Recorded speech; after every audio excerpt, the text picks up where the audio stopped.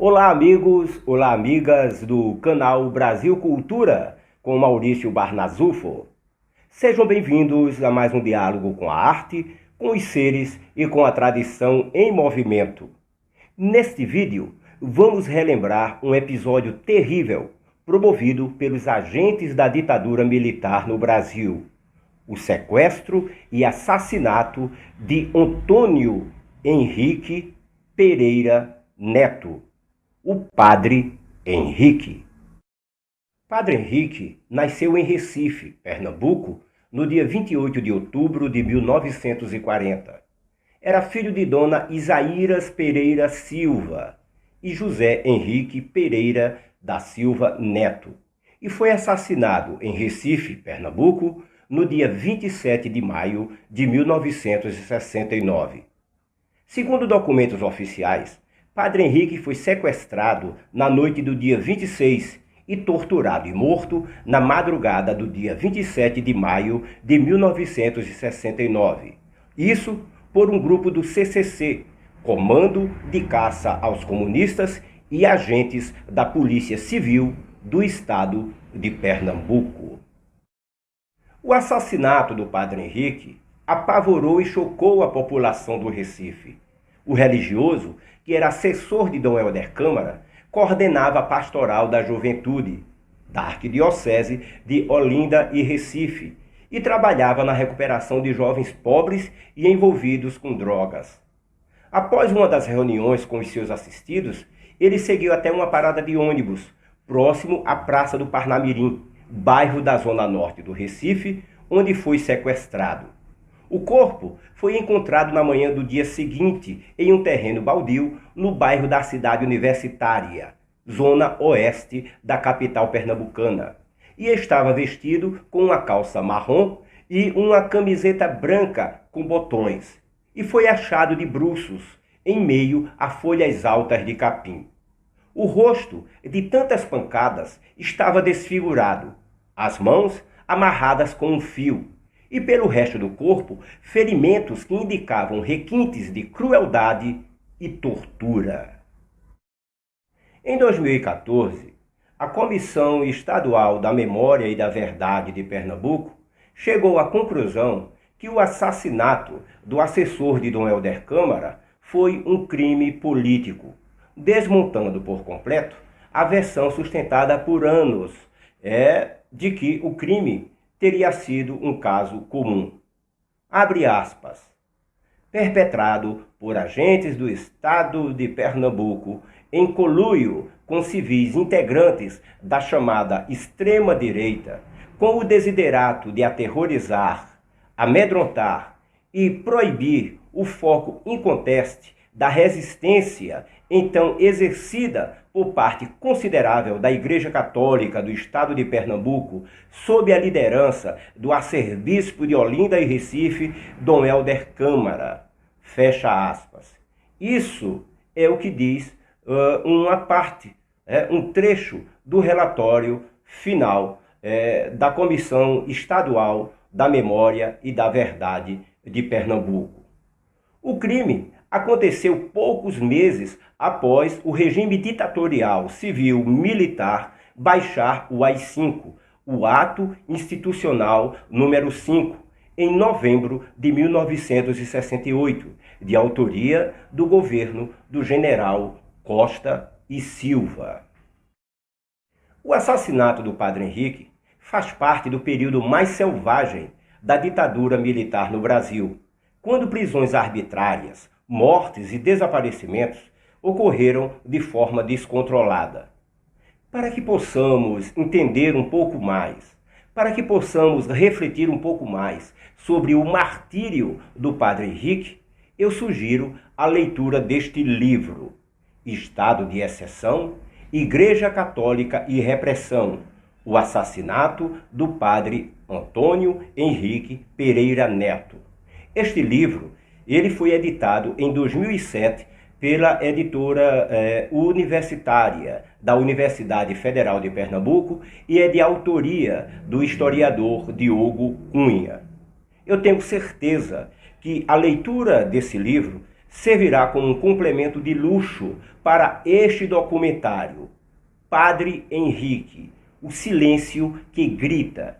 Uma produção das jornalistas Camila Figueiredo e Débora Brito, que foi vencedor de vários prêmios, entre os quais o da etapa final da quarta edição do prêmio Jovem Jornalista Fernando Pacheco Jordão, promovido pelo Instituto Vladimir Herzog de São Paulo. Fiquem agora com o documentário Padre Henrique, o silêncio que grita.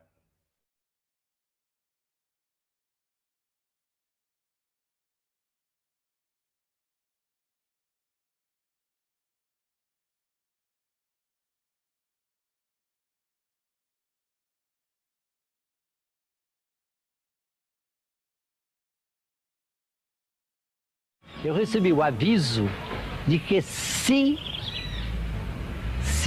no cemitério houvesse a menor palavra contra os militares, a palavra de ordem era reagir de vez.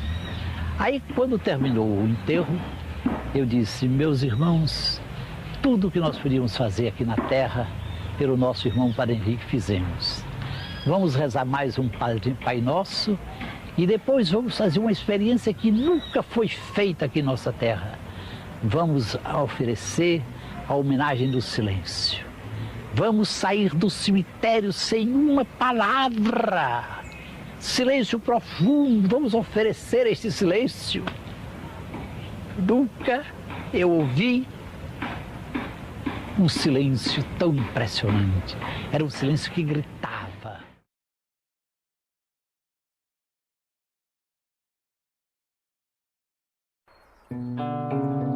O golpe de 64 não foi apenas um golpe militar, foi um golpe civil-militar. O AI-5 foi um golpe dentro do golpe. Uma opção pela ala da extrema-direita do regime civil-militar de 64 de radicalizar e fechar o regime. O clima era muito ostensivo de repressão, né? Qualquer coisa que você fizesse depois você poderia pagar com prisão, com tortura, com perseguições. O Padre Antônio Henrique ele era um padre da Igreja Católica que coordenava a pastoral de juventude. Só que naquela época era proibido qualquer tipo de ação, qualquer tipo de envolvimento que fizesse com que os jovens participassem de um processo, como os católicos nós chamávamos, um processo libertador. Quando ele assumiu esse cargo de assessor de Dom Helder, a vida lá em casa foi totalmente modificada, porque a toda hora chegava um jovem, outro. Como não se podia matar Dom Helder, como não se podia praticar um atentado terrorista contra a figura do arcebispo, se buscou fazer, na realidade, foi um atentado terrorista, foi um atentado para calar, amordaçar, ameaçar, silenciar a ação da Igreja Católica em Pernambuco e no Nordeste. Era uma sistemática de crimes que tinha sido estabelecida pela repressão para se desenvolver a cada mês, né? Um mês antes, o estudante Cândido Pinto, que era líder estudantil, presidente da UEP, União dos Estudantes de Pernambuco, né? Tinha sofrido um atentado, o qual o deixou paraplégico até o fim da vida. O Padre Henrique é assassinado. Ele é sequestrado quando saía de uma reunião de um desses grupos de jovens e ele, após a reunião, ele se dirige a uma parada de ônibus, ele é colocado dentro de uma rural e no dia seguinte ele aparece morto dentro do campus da Universidade Federal de Pernambuco.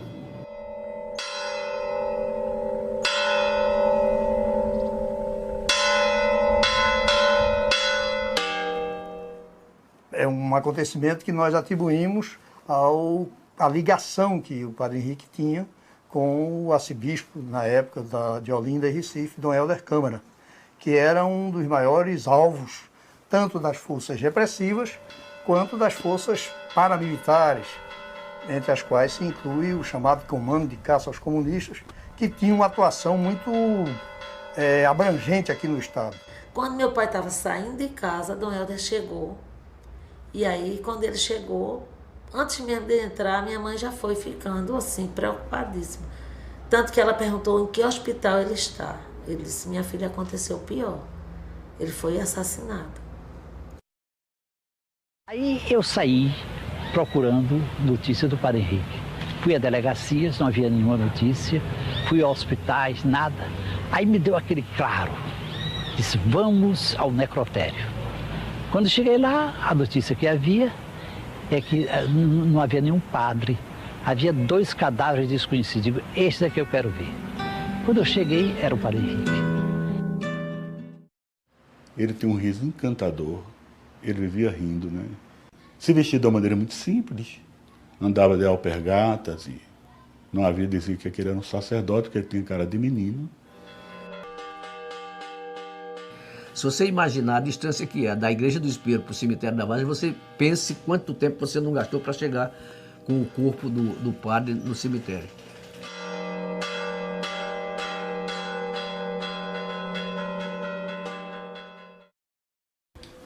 Eu estive com ele, eu penso que uns 15 a 10 dias antes dele ser assassinado. E ele me falou que estava muito preocupado porque notava, além de telefonemas misteriosos, ameaças ao Jeriquiti, de que ele estava sendo seguido. Foram levar o corpo para a igreja Matriz dos Pinheiros, que Dom Helder ofereceu para fazer o velório lá. No caminho, meu pai estava seguindo o carro e mandaram parar na frente do cemitério Santa Amaro. Aí mandaram o carro parar, aí meu pai também estava no táxi atrás, parou e aí perguntou o que estava acontecendo. Aí o rapaz disse, não, porque nós somos da polícia, nós vamos enterrar logo o padre para não ter confusão. Aí meu pai disse, não, ele não é nenhum malfeitor e ele tem direito a um velório, sim. Toca o carro para frente. Quando eu entro na igreja, a igreja está literalmente lotada, né? Muita gente chorando, com esse canto, prova de amor maior não há, né? E entro, vejo o caixão do Henrique, uma das cenas mais dolorosas da minha vida, sabe? Que ele estava destroçado, não é muito... com o rosto ao quebrado, parecia que haviam arrancado o dente dele, ele tinha uma mancha preta no olho, né? O olho direito queria sair da órbita e eu chorei muito na ocasião, sabe? Um menino tão bom como aquele. Ao redor da igreja você via o carro da polícia, né? Muitos policiais ostensivamente intimidando quem chegava. Mas o diabo é que ninguém se intimidou, né? Dom Helder concelebrou a missa com vários sacerdotes. E depois nós saímos com o caixão, num carro. Aí foi complicado. O enterro segue pela Avenida Caxangá. Estava em construção, era uma via única, do lado direito, estava em construção.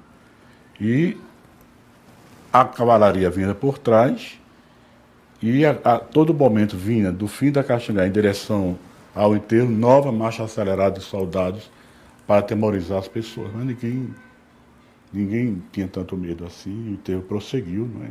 Todo mundo sentou no chão e para continuar cantava o hino nacional, porque aí os policiais tinham que ficar perfilados e aí todo mundo podia se locomover sem perseguição. E chegamos ao cemitério da Várzea, estava inundado de polícia, né? Carros policiais, de todo tipo de... Qualquer ato que se fizesse seria preso na mesma hora.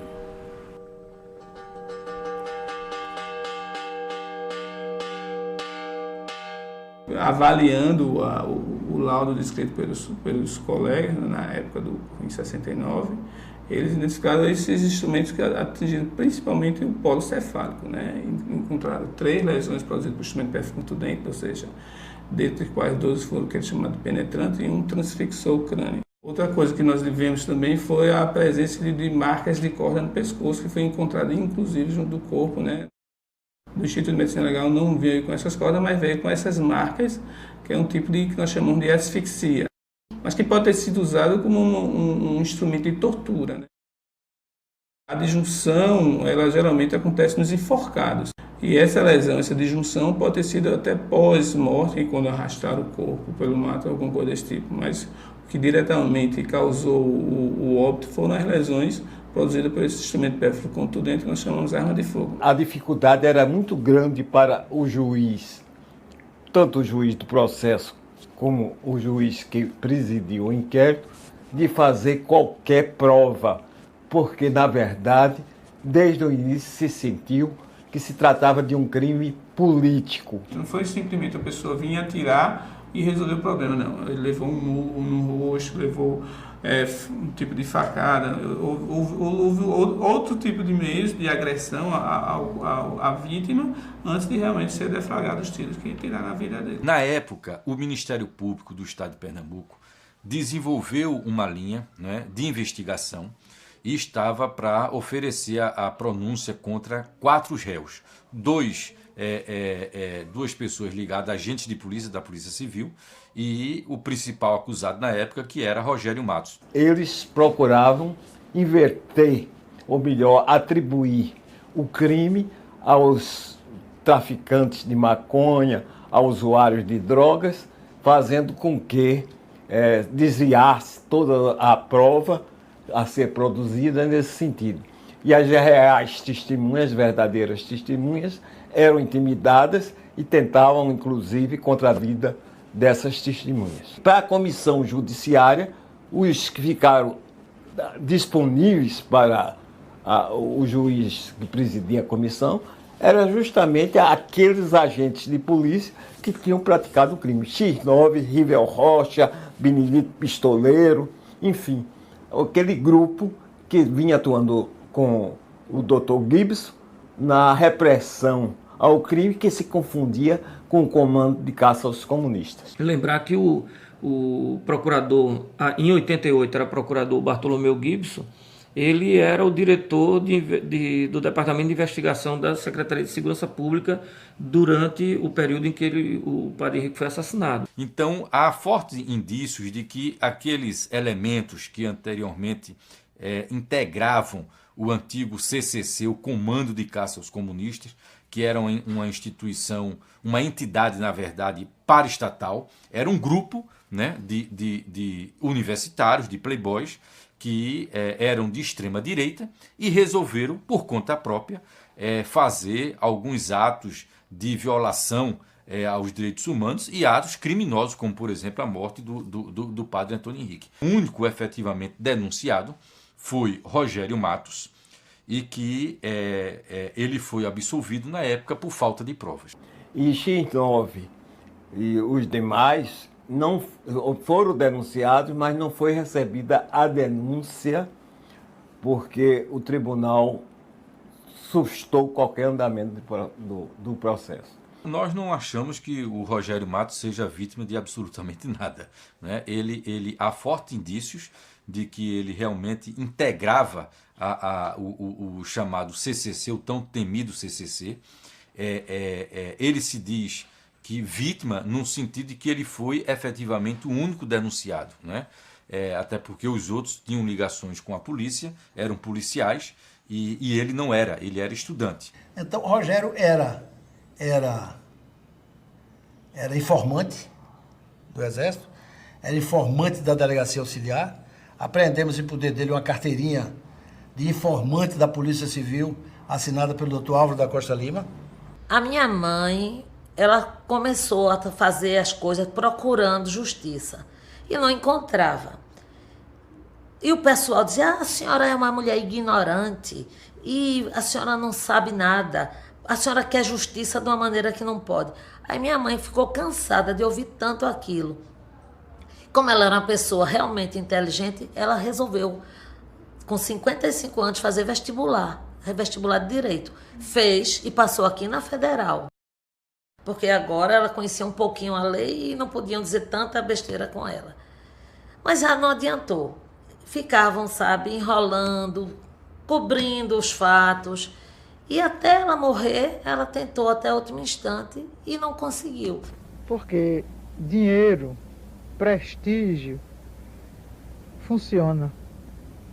E mesmo que prendam essas capacidades, eles vão fugir, vão fazer qualquer coisa, vão para o exterior, não vai acontecer nada não. É muito difícil, muito mesmo. Naquele momento, o Ministério Público ele não era uma instituição que tivesse o papel que hoje tem. A visão do Procurador-Geral no momento, Thelga Gomes de Araújo, era de que, por essas circunstâncias políticas que nós vivíamos e pelo fato do crime do Padre Henrique estar prestes a prescrever, era necessário que o Ministério Público desse uma resposta. É apresentada a denúncia, ela é acatada. Conforme consta da denúncia oferecida pelo procurador Dr. Thelga de Araújo, isso já é em 1988, né?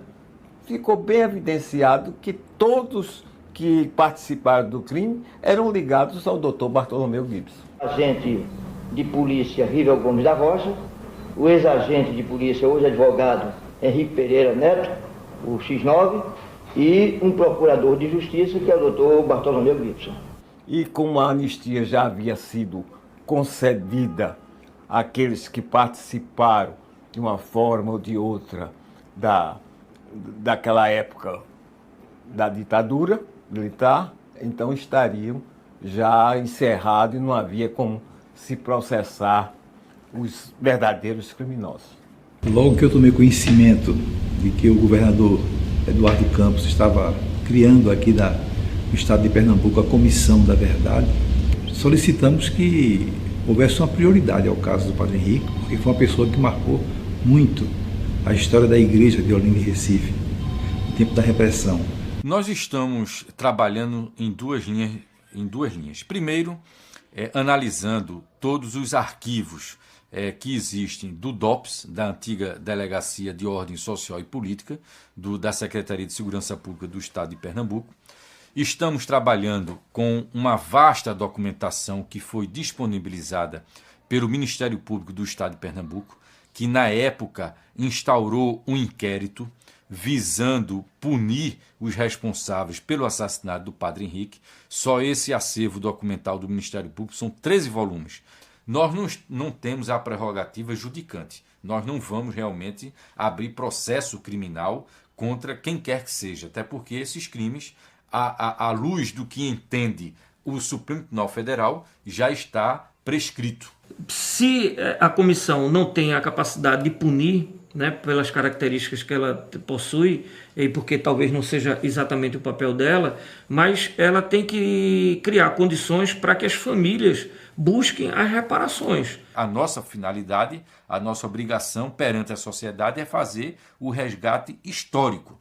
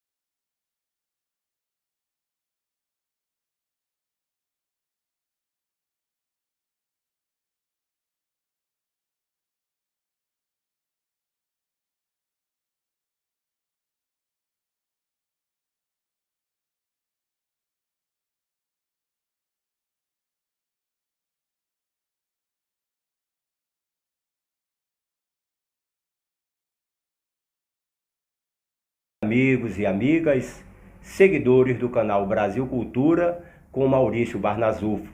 Eu espero que vocês tenham gostado de tudo que foi apresentado em relação à história do Padre Henrique. Se vocês gostaram desta produção, façam uma like, entrem também em contato com seus amigos e anunciem o canal Brasil Cultura com Maurício Barnazufo.